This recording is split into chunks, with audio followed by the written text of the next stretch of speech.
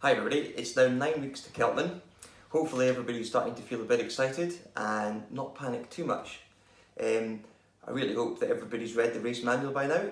If not, you really should have. It's got some really important information which I'm sure the Celtman guys are really keen that you read because it's pretty important. There's also some really useful information in there about how you're going to conduct your race.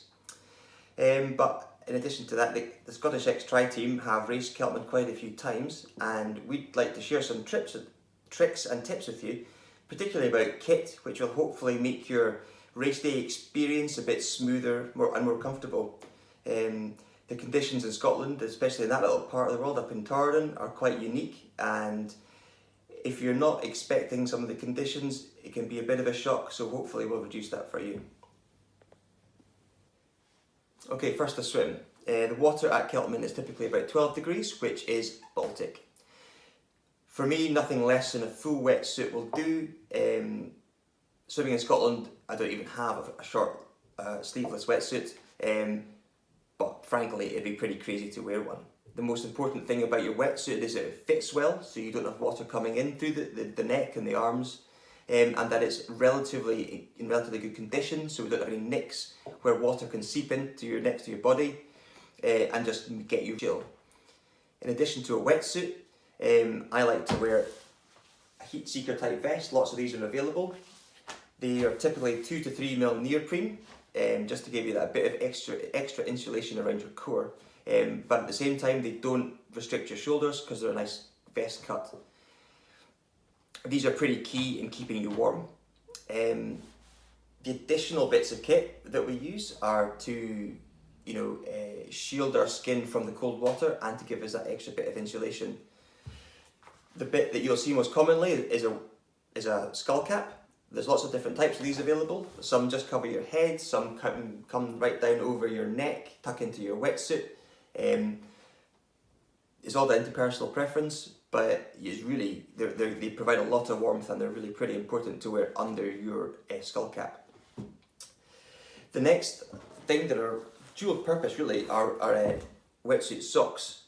These are important obviously because they keep your feet warm, but also because when you have to get in the water and get out of the water, it's pretty rocky and slimy.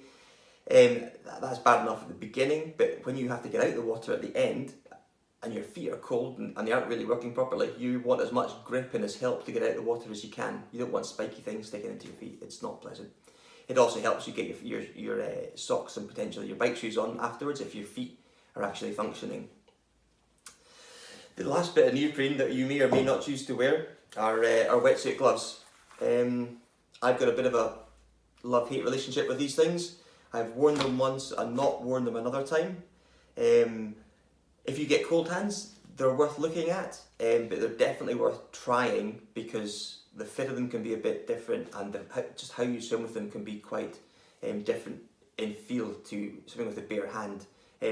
I feel that I can't really feel the catch of the water properly when I'm wearing the gloves, so the trade-off of cold hands was well worth it. So the last bit of swim kit that you're going to need is goggles.